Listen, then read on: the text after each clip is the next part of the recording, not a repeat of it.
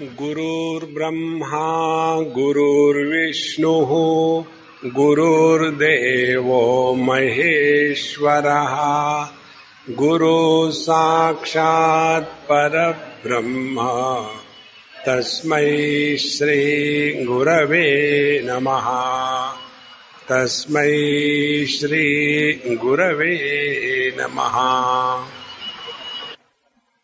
When we lack confidence in our life,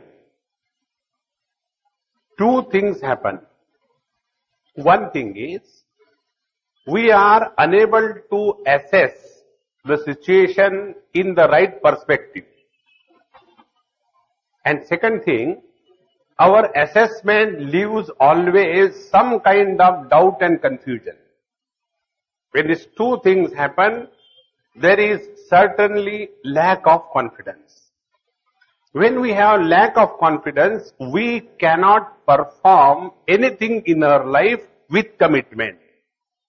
Commitment comes with confidence, and confidence comes when your intentions are pure, when your dedication is perfect, and your vision is not clouded with ambiguity. And this is exactly what was happening with Duryodhana. When he wanted to address Dronacharya, he started a situation where the mutual trust was not there. There was doubt in the integrity of Dronacharya. And third, he has very clearly indicated, you may be good as a teacher, but to fight the war, we require a different method. And after having said all these things, then he was regretting. And therefore, to patch up, he started glorifying that the people who belong to our army, our side, they are your good self, Dronacharya, Maharaj, and then Bhishmacharya, Karna, Krupa, Ashwathama, Vikarna, Saumadatti, etc. So all these very extraordinary great warriors are from our side. And you know why all they have come together? For my sake.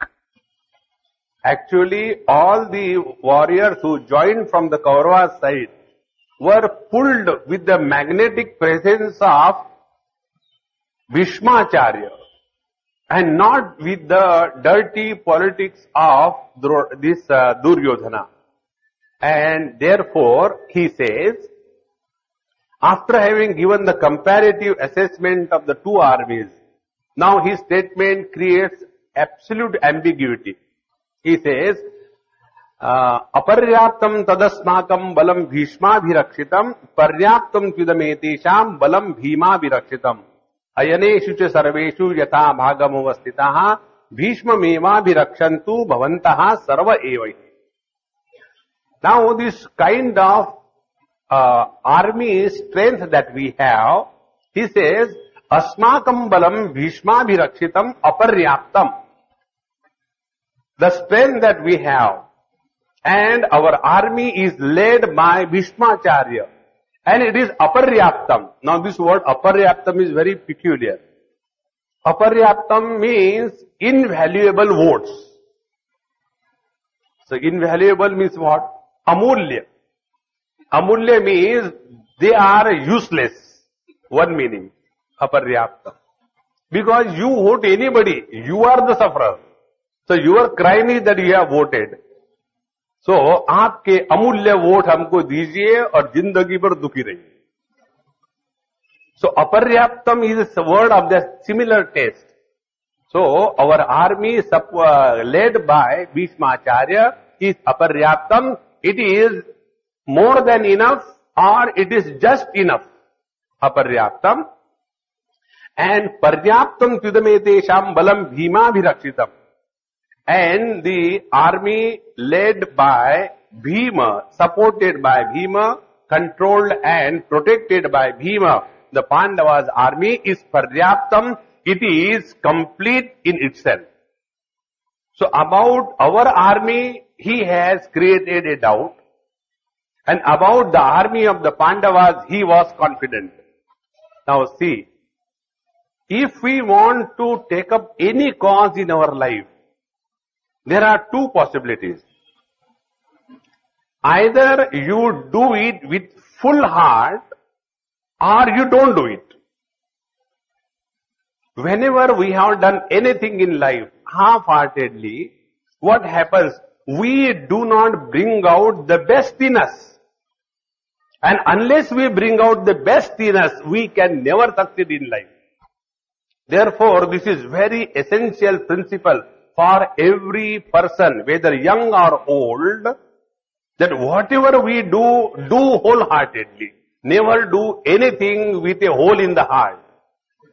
Anyway, I'll just try whether I can manage or not. Better don't do that.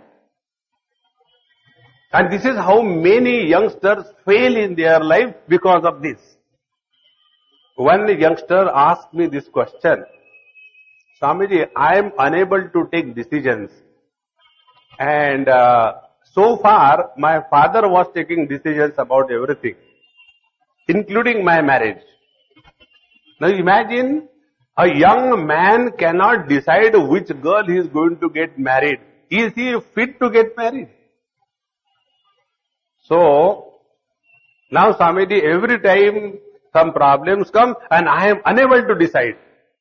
The reason is he has never trained himself to participate in every department of activity with full involvement.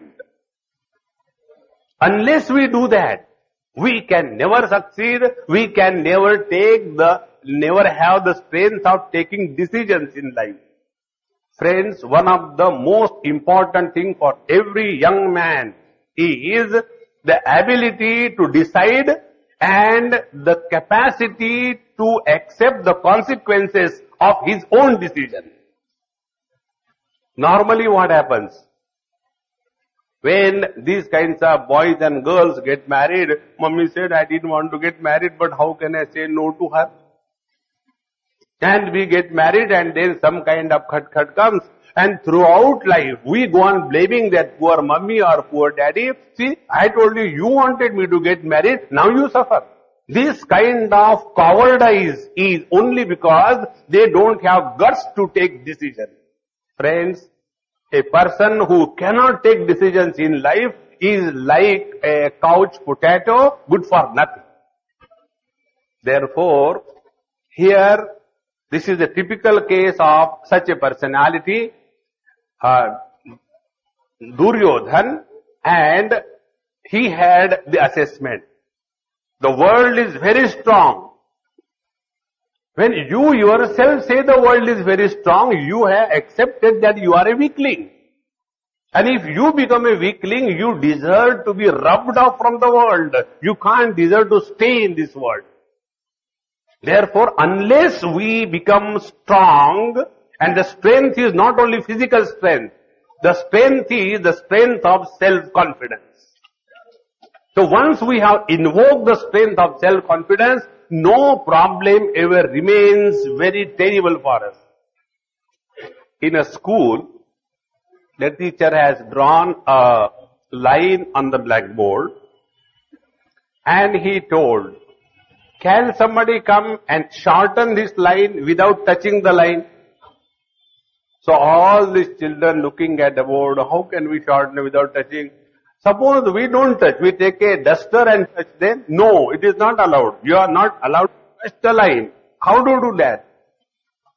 So one frail looking, sweet, intelligent child got up, took another chopstick and drew a parallel line which is longer than the earlier line. See? The world becomes strong only because you are weak.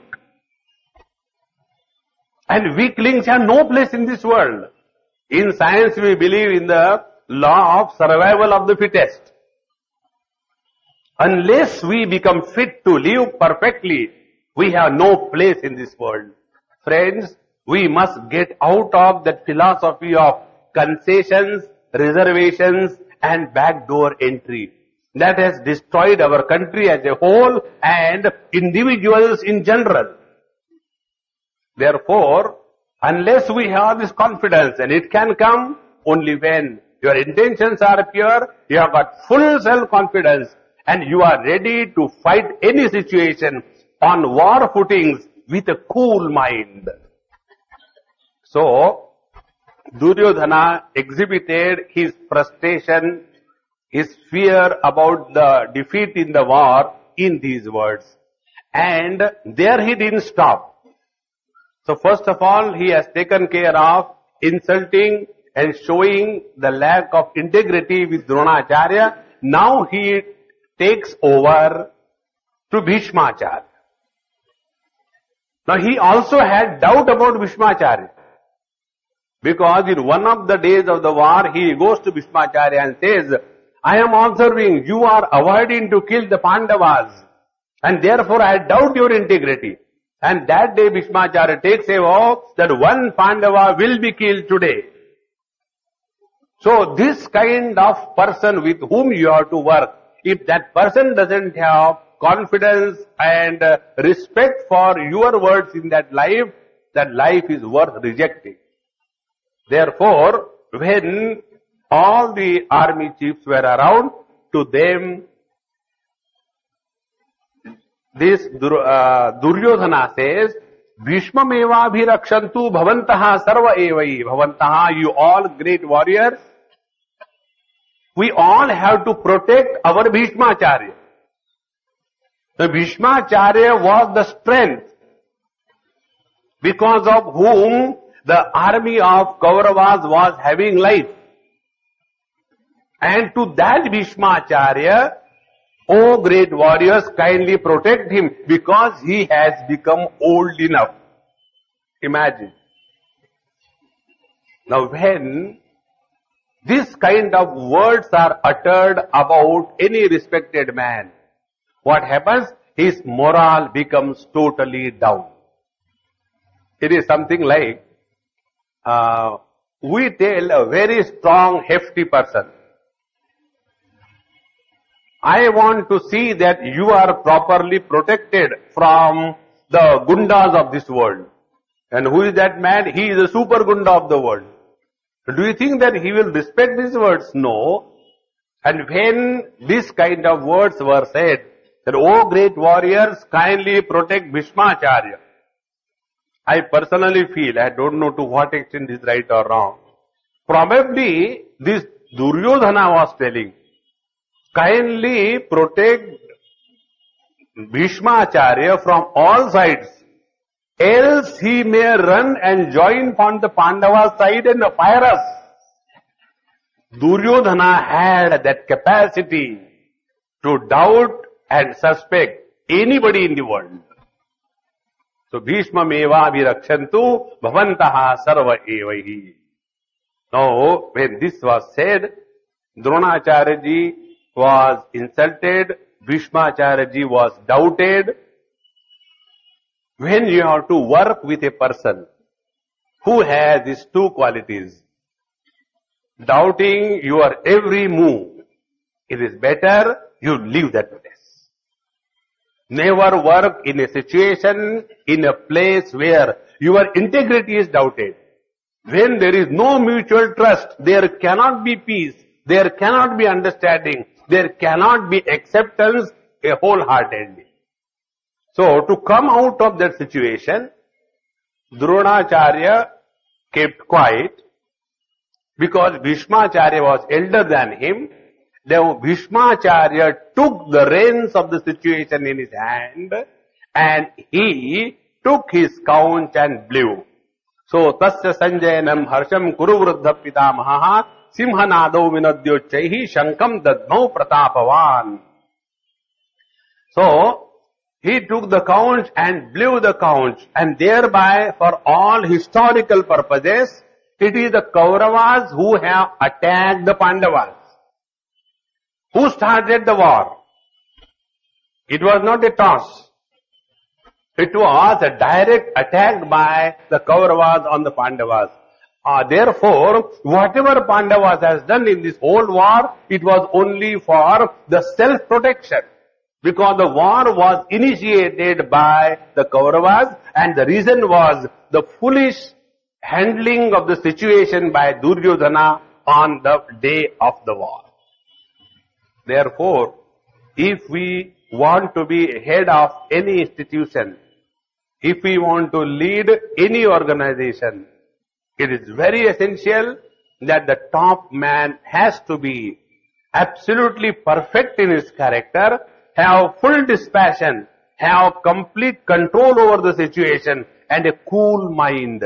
Without that, we create chaos and go on talking and making a mess of our life as well as the institution that we are supposed to serve.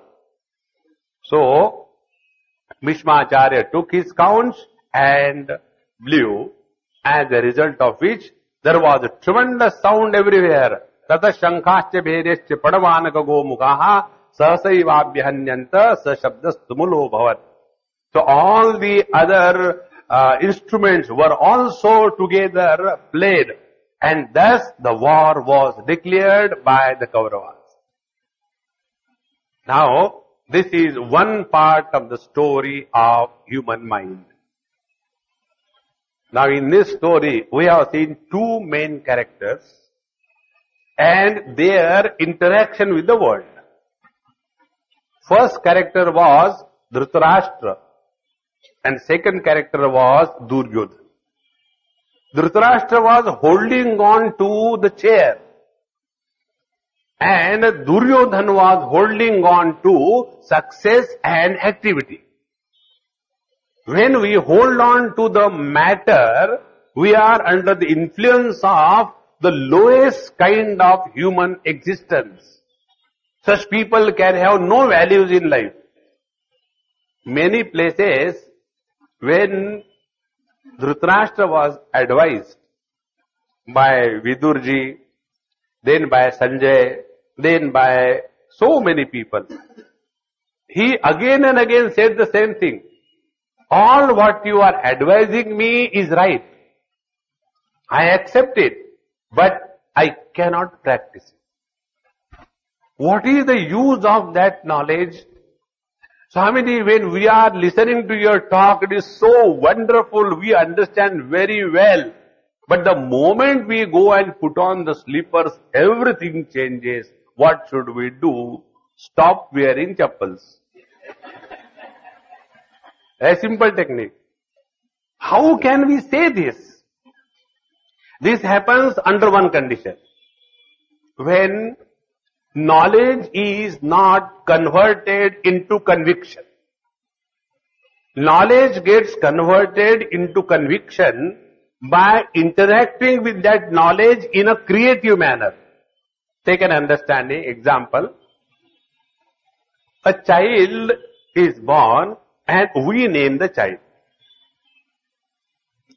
And when the child is growing in our Goa, there's one very sweet child. I always go and stay with them. Now the child is about 3 years. His name is something, we call him Babu. So, he used to address himself in the third person singular. He will never say I. Then I want to do this thing. He will say, Babu is hungry, give milk. Even in that crying, he was third person singular. And again, now Babu wants to go to sleep. Now Babu wants to play. So he has taken that name as an individual who is someone. Everybody is addressing Babu like we address mummy, daddy, so somebody is address Babu.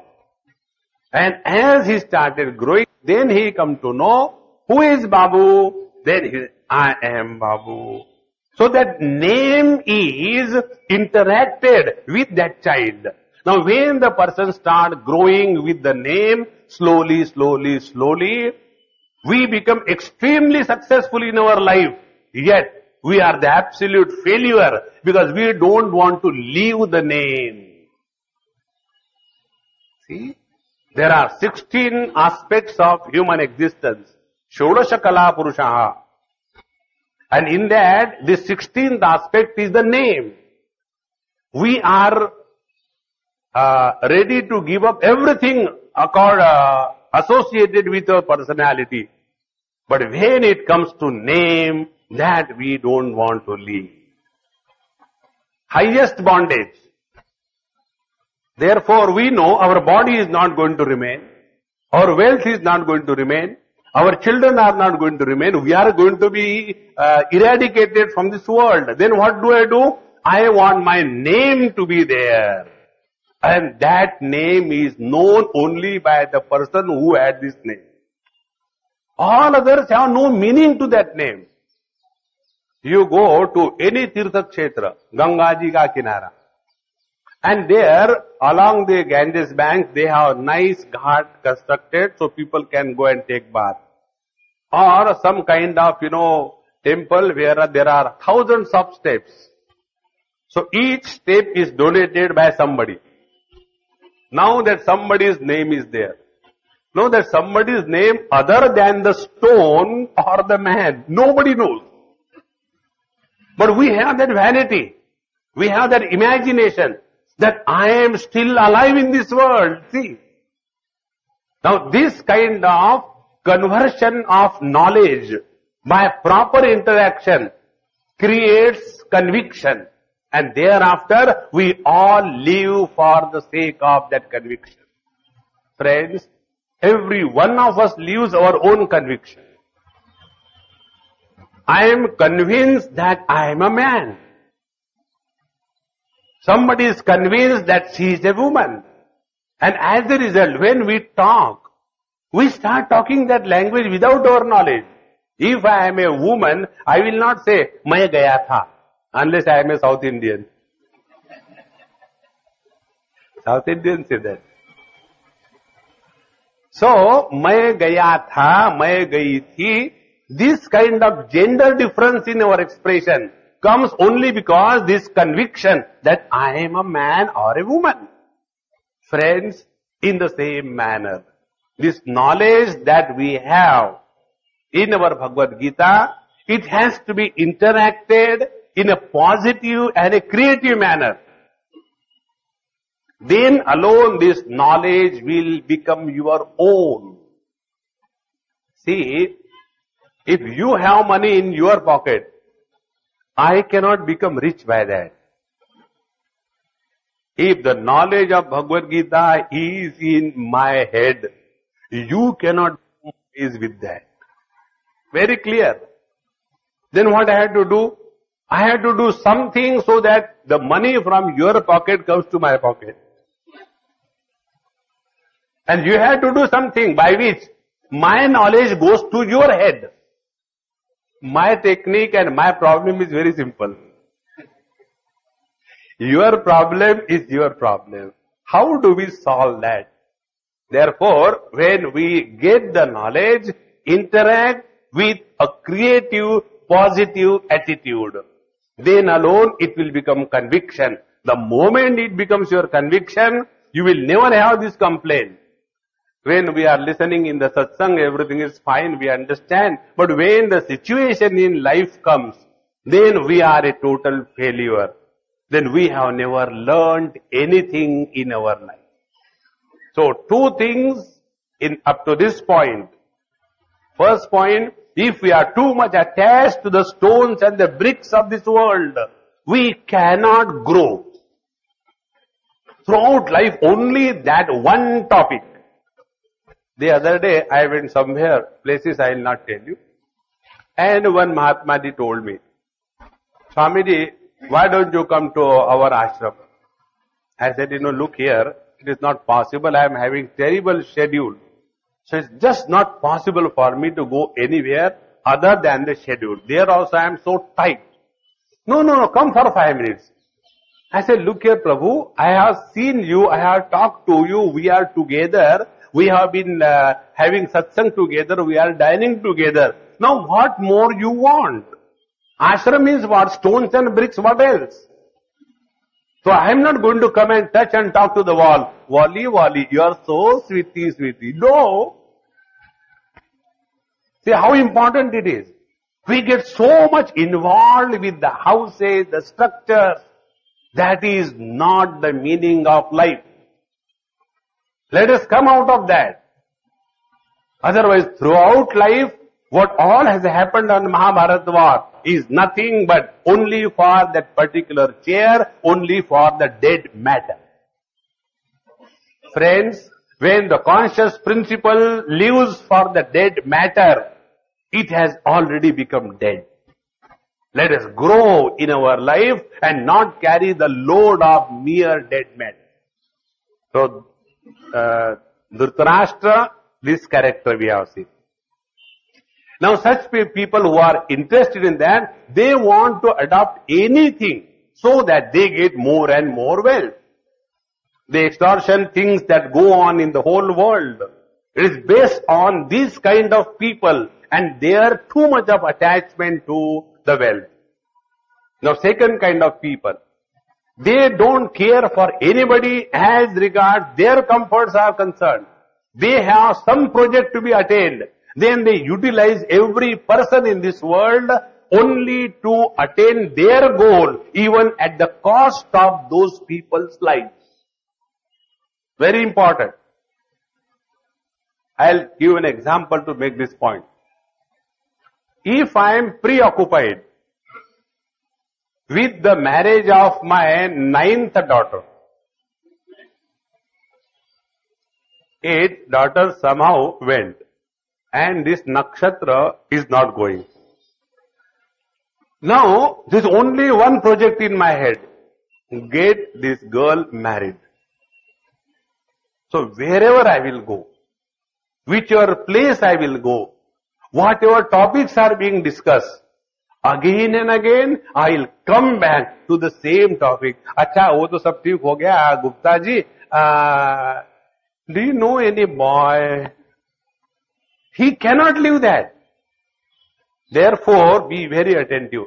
Anybody in this world who has his own project to be achieved in this world, he will utilize all of us only as his instrument, and he has no concern for our welfare. Be very clear about it. When we join a company, do you think they have hired us out of charity? The moment they say or see that this fellow is not useful or productive for the company, immediately 1 month advance pay. Thank you very much. See? So, anybody who has anything in his own mind, I want to start an international school, I want to start a hospital, I want to start a spastic people or children's society.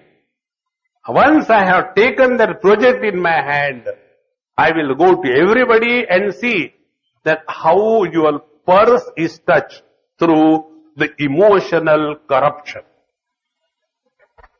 Very, very important. And this is what Duryodhana has done. It is for his own personal agenda that he wanted to destroy. Today we were studying Bhagavad in the morning. There this topic was coming, 10th canto. There Parishit ji was told by Shukdev ji Maharaj that when Yudhishthir ji has decided to have the Ashwamedha Yajna, he collected all the people together. Nobody was deleted. So all the Pandavas were given different jobs. Duryodhana was the treasurer. Bhagavan Sri Krishna is to wash the feet of all the Atithis who are coming. And in this manner, all the people coming together and the yajna became very successful. After it was done, they were relaxing in that specially constructed palace by that Maya Danav, a very different kind of thing.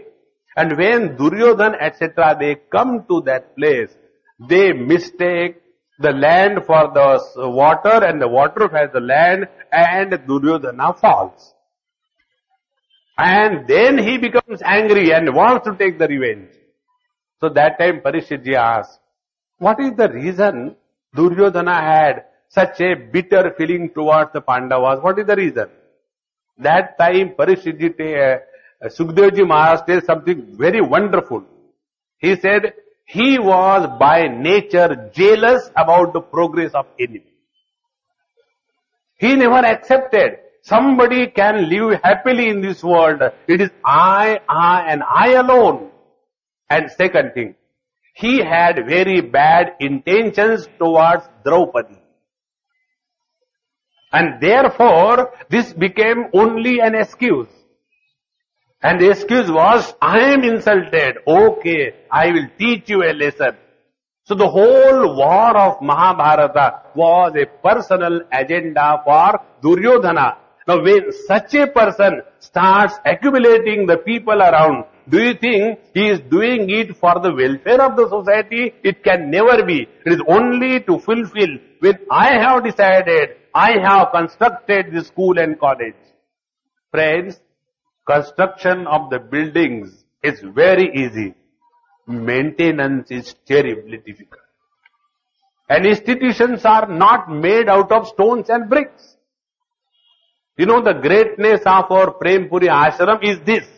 The people here have understood that this is not only the stones and bricks. Every day satsang round the year goes on. You remove all the satsang activities from this institution. Only this will be the structure good for nothing except storing the furniture. Therefore, whenever we have personal agenda, we can never think about the welfare of others. Therefore, if you want real guidance for your spiritual unfoldment, go to a Mahatma who is wanting nothing from this world. He alone will guide you. That is why you go to these Avdhut Mahatmas. They have their own style. You go and they abuse you. You go there and kick you. And then they see whether this person is worth receiving the knowledge or not. Because they don't want anything from anybody. They alone can think about our welfare. So these are the two shades of human mind. Too much attached to the matter and too much attached to the success and the projects in one's life. Now what are the consequences we have seen? Now we come back to the story of Mahabharata. When this was going on, the war was already declared.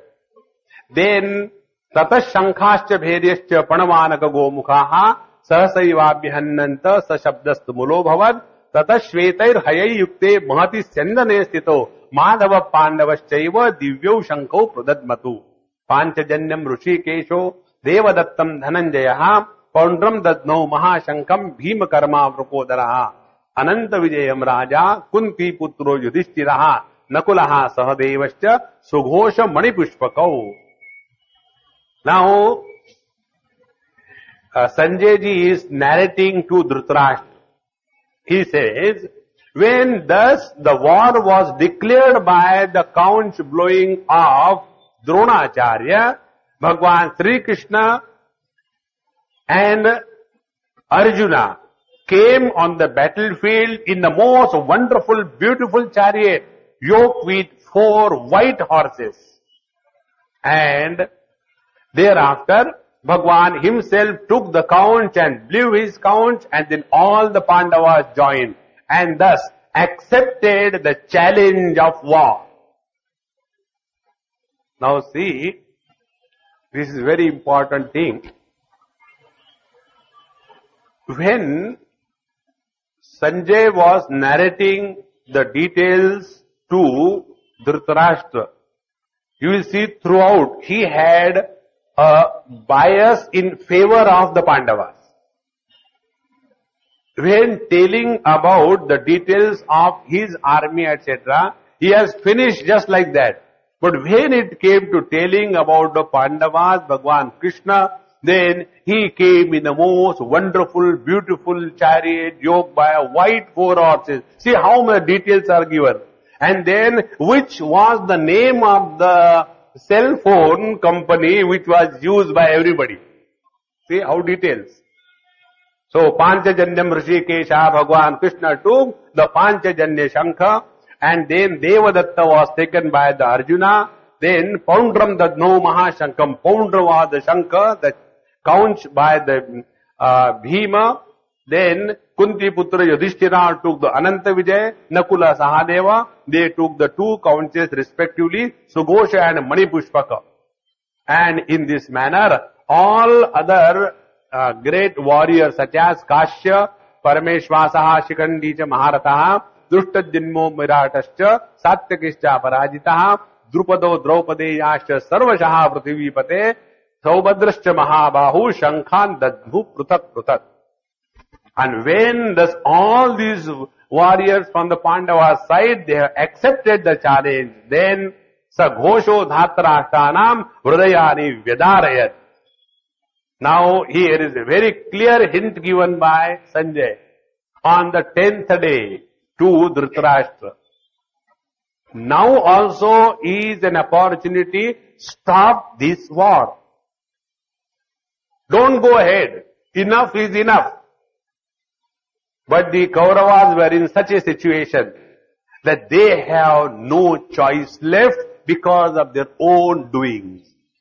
So, when this way the war began, Dhritarashtra, all the Kauravas and the people who joined with the Kauravas, Hridayani Vedarayat, they were terrified because now Pandavas have come together with all their allies and now they are ready to shoot the arrows towards them.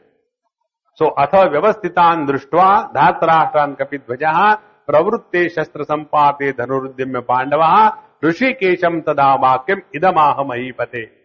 Thus, when they were ready to start their war, that time, Arjuna requests Bhagwan Sri Krishna. What he requests? He says, Senayor ubayor madhe ratham sthapayamechyuta. Hey Krishna, hey Achyuta, kindly take my chariot in between the two armies. Now from here, we analyze the character of Arjuna. See, a person with the lowest category of vision is lost only in stones and bricks. Little evolved than him is a person who has something to achieve in this world.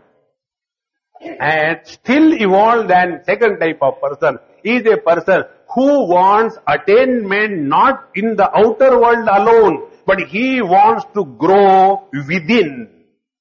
Friends, these are the three stages of evolution of human mind. Morphologically, in the nature, we have attained highest. Now there is nothing more that can be attained at the level of the body. So what can be done is only at the level of our subtle existence called as the inner being. It is not that the eyes are seeing. It is somebody behind the eyes who is seeing. It is not that your ears are hearing. My lips are not producing the sounds to hit your drums. There is somebody behind the speech and there is somebody behind the ear if he or she is not sleeping. If they are sleeping, the ears are open and you go on talking. And no change, nothing can happen because the person behind the ears is absent. So when our attention goes to this second level of existence, then I want to achieve something at any cost from this world. Now the third stage in the evolution is that in this world achievement alone is not enough. We have seen so many people in this world.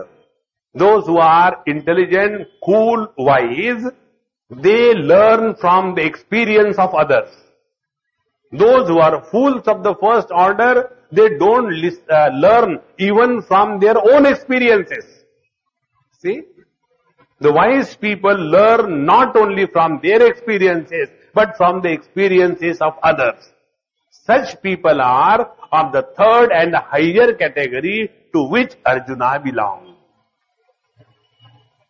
Therefore, we don't have to conduct an experiment that after drinking wine or the whiskey too much, we destroy our thinking faculty. We become addicted. We destroy ourselves. We don't have to do the experiment because there are many guinea pigs in this world who are presenting the data to you. Why become a guinea pig? Wise people learn by observing the world. Therefore, when we look at this world, the so-called very successful, very rich people, you see toward the evening of their life is pathetic and miserable. Where that success, where that arrogance, where that achievement has gone. The other day I met one person, very successful and very arrogant. Everybody used to be very afraid of him. When he and his wife came to meet me, Swamiji, we want to come and listen. I said, come and listen. It is free. There is no ticket.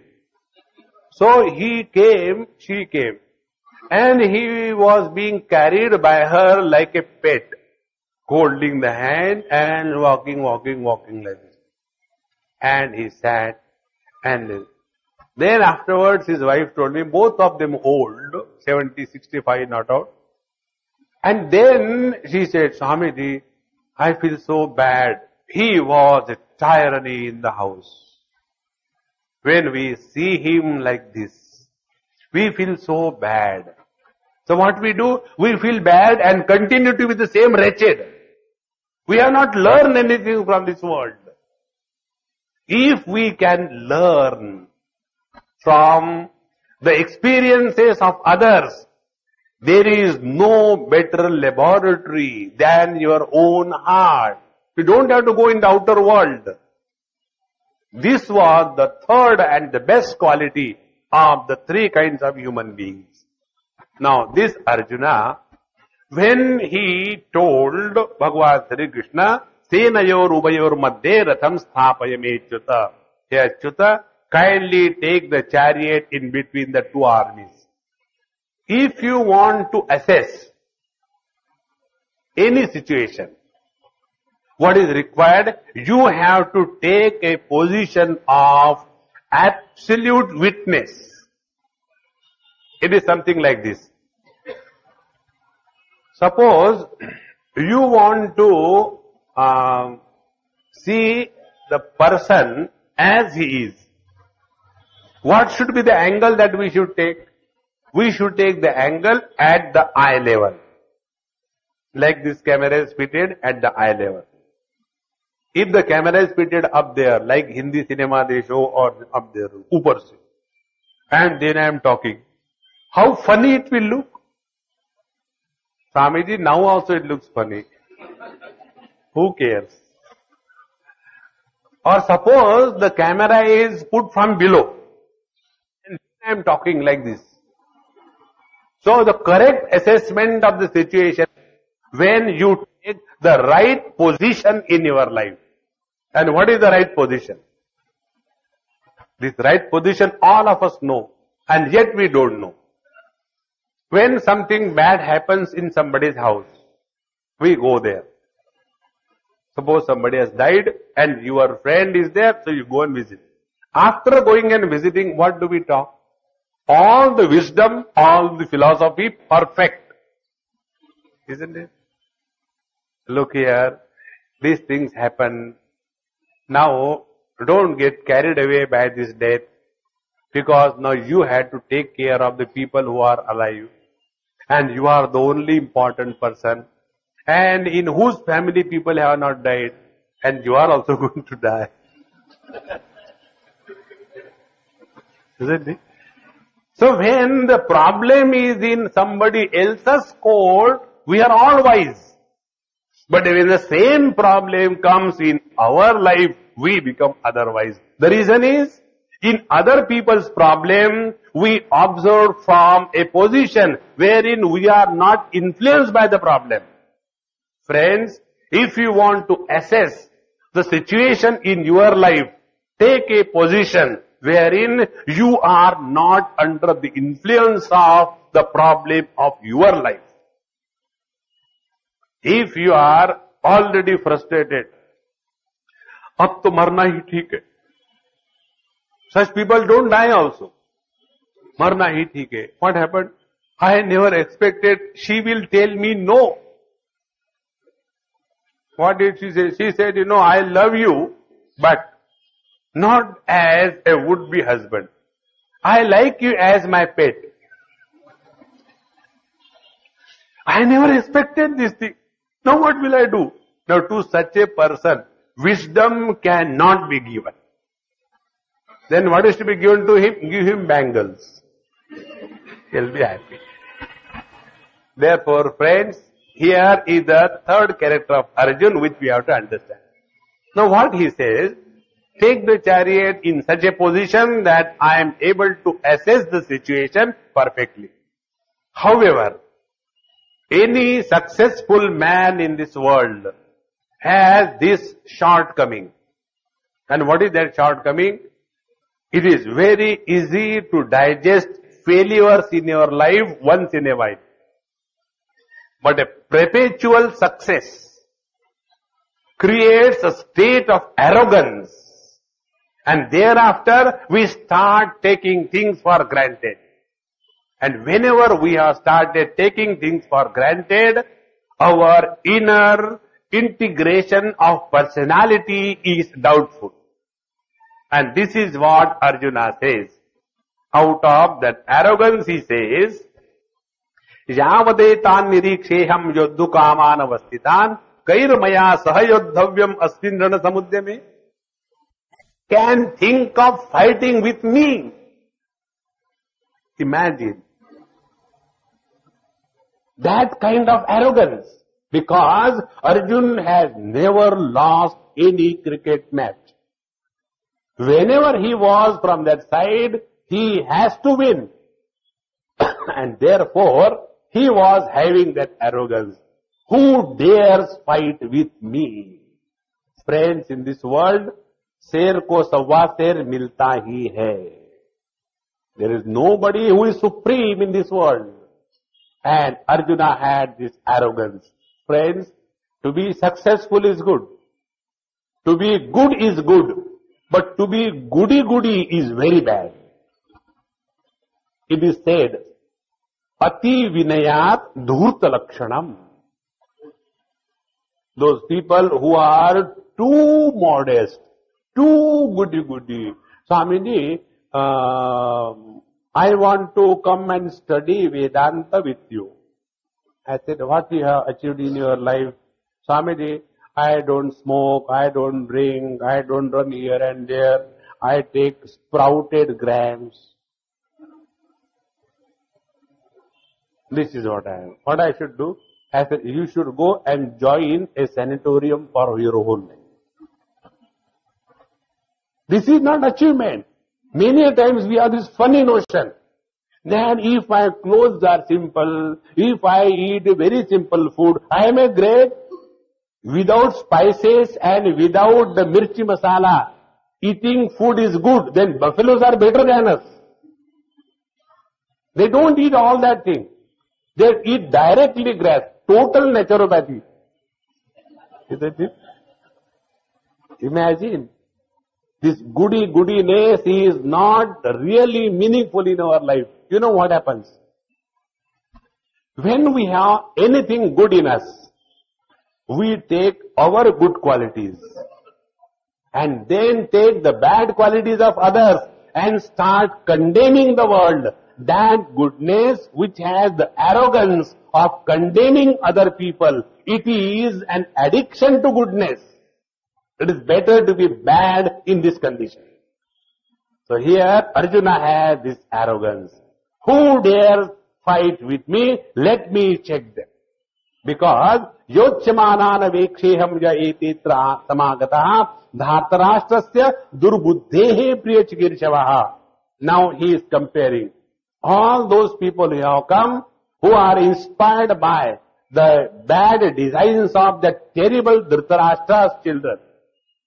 So I am goody-goody, and all the people are very bad. Why they are bad? Because they joined from the Kauravas.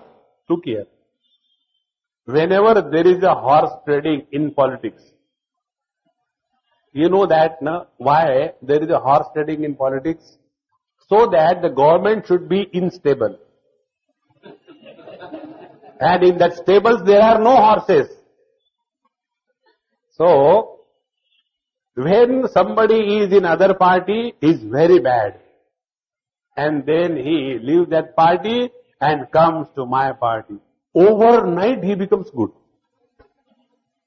And if somebody is in our party, and for whatever reason, if he has gone away, he is a monster, he is a traitor, he is very bad. This is how we assess the world with the selfish motto and nothing else. So here, Arjuna is assessing. All those people who have joined the ranks of Kauravas are bad because they have not joined with us. This kind of assessment tells how we are intoxicated by our goodness, and we don't hesitate to call names to the other people in this world. Therefore, one thing I'll tell you, this is one thing which has attracted me towards our Swami Akhandanji Maharaj in my life. Maximum, this is one thing only. And that is, he has never condemned anybody in his whole life. Normally, suppose somebody is following the path of devotion. The people who are following the path of devotion, they will start ridiculing and condemning those who are walking the path of knowledge. Those who are walking the path of karma, they start condemning those who are walking the path of devotion. And in this manner, my path is better because your path is bad. That is not the sadhu lakshan. Swami Akhandanji Maharaj has never condemned any path. Not only that, he has proved how that path and the principles enunciated are correct and should be practiced. Therefore, when he left body in Vrindavan, there were more than 60,000 people from all walks of life. There was none who has not come there. That magnanimity of accepting the whole world as it is the quality of a person who has gone beyond these three categories that we have enumerated just now. So, when Arjuna thus started condemning others and glorifying himself, that time Sanjay says, thus when Arjuna said, Eva mukto Rishikeshaha gunakeshena bharata sena ubar madhye sthapaitva ratottamam Bhishmadrona pramukataha sarvesham cha mahikshitam uvacha partha pasyaitan samavetan kuruniti. When thus the order was passed on to Bhagwan Krishna by Arjuna, hey driver, take my chariot, take my jeep in between the two armies. Bhagwan said, yes sir, and he took that. And after he has taken the chariot between the two, what is the most wonderful thing what Bhagwan Sri Krishna has done? This is another very deep point in human mind. Imagine, Bhagwan Sri Krishna has taken this chariot in between the two armies and placed it in front of Duryodhana. One alternative. Because Arjuna didn't tell where to take. Only between the two armies. So it's a very long no man's land. Had Bhagwan Sri Krishna taken this chariot placed before Duryodhana, what would have been the situation? One option. Second option. Bhagwan Sri Krishna took this chariot and place Bhishma Drona Pramukataha in front of Bhishmacharya and Dronacharya. Now see how the situations can change our destiny. If we have to fight war against those enemies whom we hate, it is not a big deal. But when you have to fight a war against those enemies whom you love, then the real challenge comes in life. We don't get frustrated because of the children in the world. We get frustrated because of our children, not anybody else's child. When there are spastic children, then we want to go and join an organization and serve them and take the photographs and put in the newspaper and prepare a file. Can anybody come? See, this is what is this? Filaria? No, it's not filaria. I have collected all the cuttings of my life just to show. I have gone there, I have donated this amount. I have done this thing, this is my photograph. I was with this minister, he has done this thing. And thereby, goody. And look at the home. The children are looked after by the ayahs. And they are playing with the dogs. And entertaining 24 hours the TV channels. And we are doing Samaj Seva. Friends, it is very easy to tackle the world which you do not own. You are not owned. But when the situation comes wherein you have to deal with your own nears and dears, then the real challenge of life is in front of you. Very, very important. Now what is the most nearest for all of us? Which is a greatest enemy for us? He is not the mother, father. He is not the children.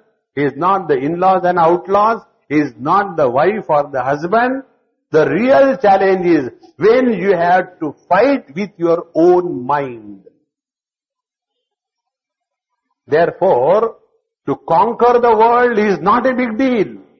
The real deal is if you can conquer the whims and fancy of your mind.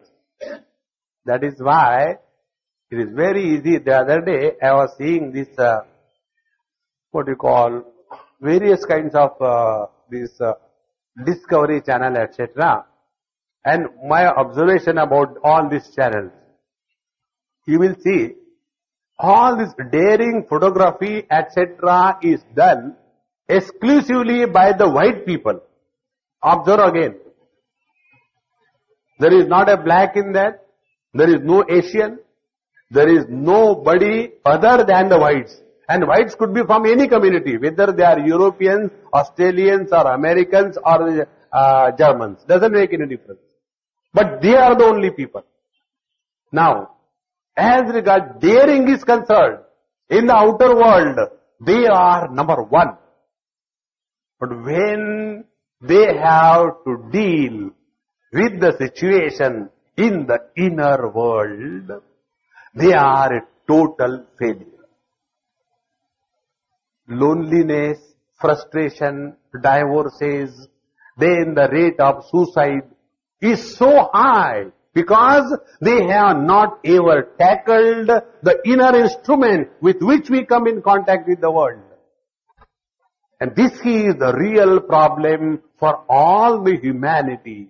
He who has understood the mechanism of human mind and then attain perfect control over that, and then you work in this world, you will not only be successful in the outer world, but you will be fulfilling as a human being in this world. Only success without fulfillment is the load that we carry in life. The other day, I was somewhere in other country, and we were having satsang. Everything was over. And we are sitting with a cup of tea, few of them. One lady told me, Swamiji, After listening to you for last 4-5 days, I have come to one conclusion. Had I met you 30 years, 25 years before, I would not have divorced 5 times. Now I understand how for small little things we were separated. Small little things. And this working of the human mind we have never understood. So in the West, who are their advisors? The psychiatrists. And you know the psychiatrists? 3 categories. Psychotherapist, psychoanalyst and psychiatrist. One of them constructs the mansions in the air. The second one goes and occupies that. And the third one goes and collects the rent. You go to the psychiatrist. He will put you, please sit down and tell. And he doesn't sit in front of you. I have gone to a psychiatrist as a friend.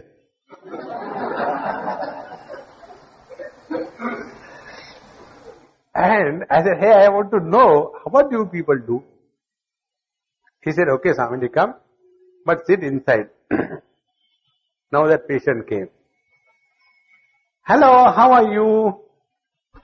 No, patient is patient. I don't know how I am. Last time you came, you are looking very bad.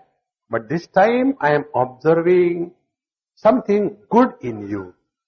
Really, doctor? Yes. Now today what I have to do? Please sit in that relaxing chair. I am sitting behind. And you pour out your subconscious mind. Now that fool doesn't know the mind. And he has to pour out the subconscious mind. And now the doctor sits and then he called me. So I slowly came and sat there. I was sitting behind the patient and started. I feel like killing somebody. Because the whole world has deceived me. So it goes on talking for 1 hour. After 1 hour, yes, it is very good that now the subconscious mind has opened up. Now, what is to be done with this? We will have our next 3 sittings. They maintain the patients. They don't cure them. No psychiatrist has ever cured any patient. You take their history. So if you want to be a very successful doctor, take these 2 professions. One, be a psychiatrist. Second, be a dermatologist. A dermatologist also never cures the patient, but the patient reaches him and he is maintained. So, when we are not focusing attention on the inner psyche, we become wrecks, although in the outer world we are extremely successful. What is that kind of life we can think of? Externally beautiful, internally cancerous growth. And therefore, here, when Bhagavan Sri Krishna has to take the chariot, he brought that chariot in between the 2 armies, according to the orders, but placed it in such a situation that now you assess your own guts. Whenever you want to achieve or fight out a situation, you have to have your guts. It is said in the Upanishad, Nayam Atma Balahinena Labhyaha. The cowards and the dropouts of life are not fit to live in this world. If you want to achieve, be courageous and live to succeed. We don't have to live because we cannot die. Even in the death we are a failure. One person went, got some poison and wanted to die. He took it and didn't die.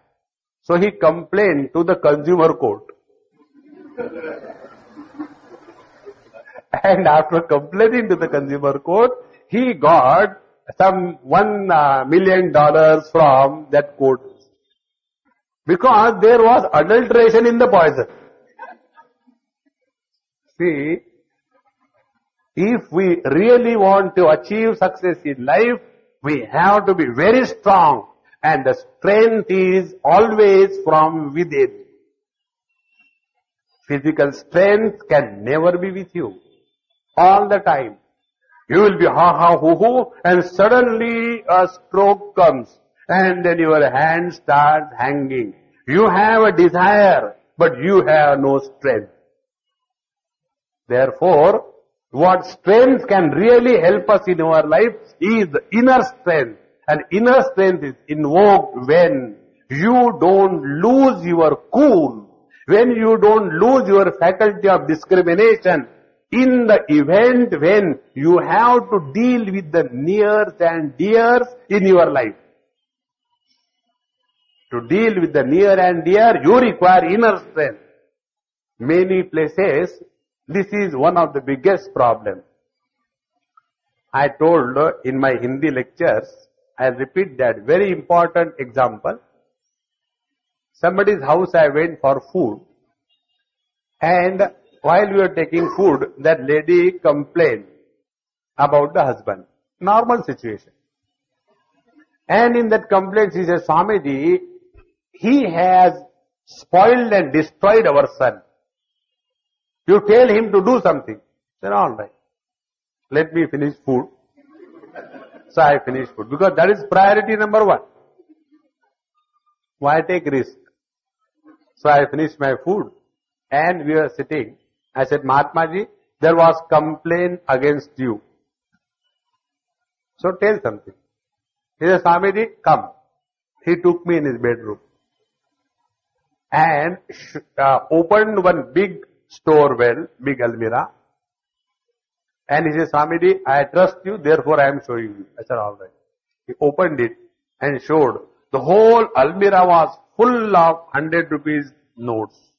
Bundle after bundle. He said, Swamiji, my son knows this.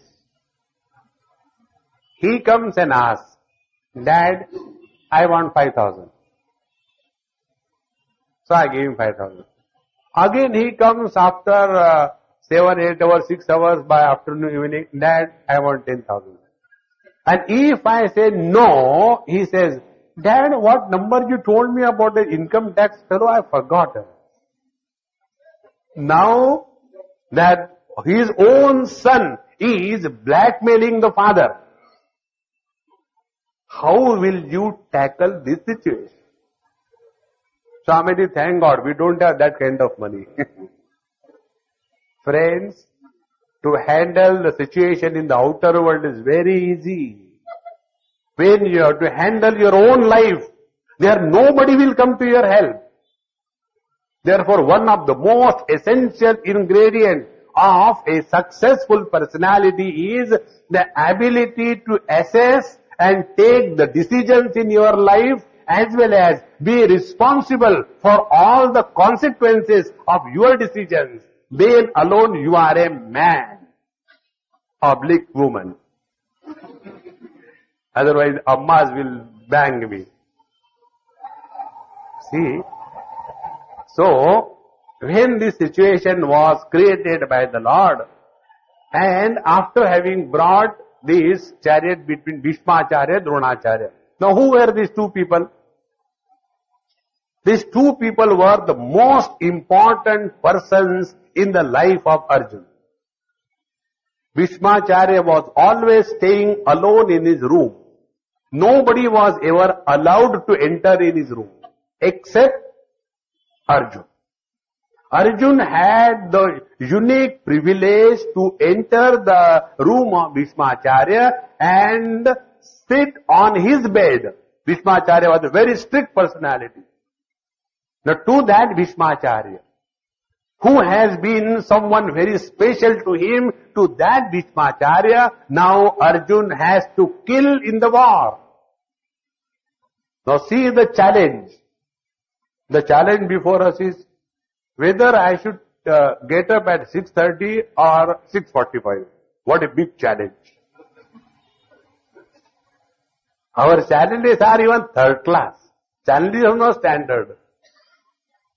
And the other person, Dronacharya. It was Dronacharya who taught Arjuna how to lift the bow, how to fix the string, how to fix the arrow, pull it up to the ear and shoot to the target. Every small little detail was taught to Arjuna so that he becomes number one. Now to that Guru, Arjuna has to fight out in the war. Friends, the challenge that Arjuna has faced is not an ordinary thing. And this terrible challenge of his life was worked out only by the philosophy of Bhagavad Gita. When such a challenge as Arjuna has faced in his life, our challenges are nothing. When such a terrible challenge can be worked out by the study and understanding of this knowledge, all the problems of our individual existence are certainly worked out if you study this book. It is addressed to humanity. Nowhere Bhagavad Gita tells, this is for the Hindus. Nowhere. Everywhere it is mentioned to the Manavaha, he who accepts himself to be a human being. Therefore, let us not create a barrier of any kind and make this knowledge a sectarian. This belongs to this particular sect. No, it is a universal knowledge for everybody. Now, when this situation came, Bhagwan Krishna did not keep quiet because he knows when to talk and when not to talk. This is one of the highest qualities of a wise man. We must understand when to talk, when not to talk. It happens in one of the situations that Bhagwan Krishna is caught up in such a situation that one side is the wife and other side is Balramji. He is caught up in between. If he takes the side of his wife, Balramji will say, Joru ka gulam hai. If he takes the side of Balramji, wife will start, I knew. You are going to say like that. So in such a situation, what to do? Maunam vyakhya. Are bhai chai le aana. We must have the ability to change the topic without knowing anybody. This is one of the most wonderful quality, trying to inculcate that. It is not necessary that we have to opine on every topic in this world. It is not necessary that we are obliged to give reply to every question asked by anybody. Protect yourself from yourself by controlling your tongue. Very important. Santa Ganeshwar, he tells something very beautiful. If you want to start self-control, start from your tongue. Because tongue is two in one. One function of the tongue is the taste. And second function of the tongue is talking. Whenever we talk too much, beyond requirement, we start losing value to our words. Whenever we go on becoming angry and shouting at people, we are devalued. This word devalued I learned from one girl. Her father was a Hitler. Hitler means, जब लहर आती है तो हिटो, तो लहर के कारण हिटने वाला Hitler. This kind of father. So, we were in their house, something happened, and she is not a small baby, 22 years girl, and this Rakshasa gave one in her slap hands. So I felt very bad, and good also, it didn't come to me. Now, after that, when he went, I was talking to that girl. I said, look here, your dad loves you so much. Therefore, out of love, Swamiji, don't try to console me, okay? Immediately cut short. Don't try to console me. You know, we all in our house have given 100% discount to our daddy. 100% discount. When he is angry, we don't care. When he shows love, we don't care. Because we know he is most unstable. His behavior is unpredictable. Goes on talking for no reason or will keep shut for no reason. We have to be wise. And that you can begin by controlling your tongue. Many people are suffering because of our unwanted chatterbox philosophy. I am always surprised to see some people. There was where I saw one person, whenever he phones, this is how it goes. Swamiji, when did you come? I came yesterday. Yesterday you came? Yes, yesterday. How many days you are going to be here? I am going to be here up to 7. Up to 7 you are going to be here? And can you come to our house for food? No, I cannot come. Oh, you cannot come to our house for food. Now, by default, the same sentence is converted from the affirmative expression to the interrogative expression. No need. So, Bhagavan Sri Krishna brought the chariot in front of Bhishma Drona, and there he knew what to talk. And what he said, Uvacha Partha Pashyaitan Samavetan Kurun iti. Iti means full stop. In Sanskrit, the full stop is not written in the form of a dot or a line. Even putting the line is not according to Sanskrit grammar. The full stop is added only by writing the word iti. Iti Srimad Bhagavad Gita Su. So after the first chapter is over, then that iti indicates this is the full stop. So, Samavetan Kurun iti. Uvacha. Bhagavan Sri Krishna said to Partha, to Arjuna, what he said, Pasyayetan Kurun Samavetan. You want to know with whom to fight? You know, in the cricket matches, both the teams know the players in the other teams, isn't it? They know. They know who are the players playing from their side, and they also know who are the players playing from the other side. In the same manner, in this particular war, Arjuna knew who are the people who have joined the lines of Kauravas and who are the people who joined the lines of his own army. Yet, he asked this question. Therefore, this question was not only to gather information.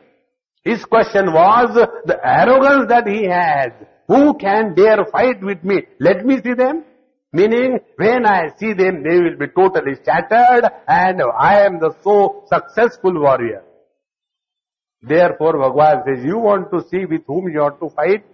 You have fought wars with the enemies. This war is a deciding war wherein you are to fight with your own guru, with your own grandfather. Try. Friends, here is the point where we collapse. To take a decision against your near and dear, when it is right, you require a lion's heart. It is not the way of a coward person. In the morning I was talking somewhere. This is one of the greatness in the life of Chhatrapati Shivaji Maharaj. When his uncle, mamas have created problem everywhere. We are in Mahabharata from there. So whether it is a Shakuni or whether it is a Kamsa. So this was the third mama in the history. Now this mama, because he was the mama of the king Chhatrapati Shivaji Maharaj, he has done something wrong, detrimental to the state. against the rules and regulation of the country. And when it was proved and brought before Shivaji Maharaj, he did not forgive him because he is my mama. He was punished. His one hand and leg was cut. Then only he can demonstrate to the people that this is the state where nepotism and favoritism has no place. Then only success is possible. Today, he is in that top position. Every person is so proud of just even to say his name, Chhatrapati Shivaji Maharaj ki. That has not come to him just like that. What was the secret that Shivaji was able to be such a great king? Another great character about Shivaji, when that Muslim girl was looted and brought to him as an offering or a present, that time he says, if my mother would have been that beautiful, I also would have been. To see the mother in every woman, it is not an ordinary thing. What was the secret? Secret was the same condition like Arjuna. His guru, Chhatrapati Shivaji Maharaj, used to go for begging because he was a sannyasi. Bhavati bhiksham dehi 12 baje go and bhiksha. So one day when he saw, I am the king and my guru goes and begs, it's the question of my prestige. Guru is secondary, I is important. So he wrote on a slip, the whole kingdom, Maratha kingdom is offered to you. Meaning, now don't go and beg. So the great master teacher saw that, kept it and went to the next house, Bhavati bhiksham. And afterwards when they met together, he said, you have given me this kingdom, very good. Now it is whose kingdom? It is my kingdom. Excellent. Now, I appoint you as a trustee to run my kingdom.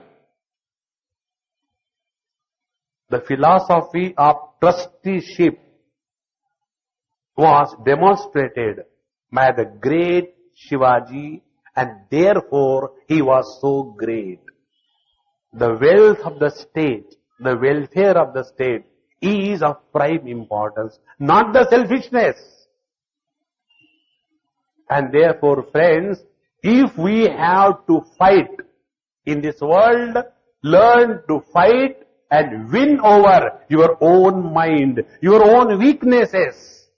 Then only there is something worthy in us. Otherwise, so many are born, so many create wealth, so many misappropriate, so many enjoy, and one day they just disappear from the world, not known to anybody. Is that a life of fulfillment? And therefore, here a challenge is brought before Arjuna, that you have to fight with your own nears and dears. You all must be seeing, those who of you come here for Satsang, and if your spouse or the spice, as the case may be, spouse means husband, and the feminine gender of the spouse is spice. So if you are a spouse coming alone, your spice is a problem for you to fight. I don't know how to tell her. She is still interested going in the clubs and dressing in a funny manner. I tell her, come to Gita. She ridicules Gita. Bude ho gaye kya? So when you are to fight the problem within your family, that is the real challenge. And how this challenge can be worked out is the theme of the whole Bhagavad Gita. He who is able to look at the problem as a challenge, he has prepared himself to lead the life according to the philosophy of Bhagavad Gita. So what we have to do is this: convert or change the spelling of problem to challenge, and therefore face dynamically to succeed, not just to live. How do we do that? We will see that in our next episode. Om Purnamadaha Purnamidam Purnaat Purnamudachyate Purnasya Purnamadaya Purnamevavashishyate. Om Shanti Shanti Shanti. Harihi Om. Shri Gurubhyo Namaha. Harihi Om.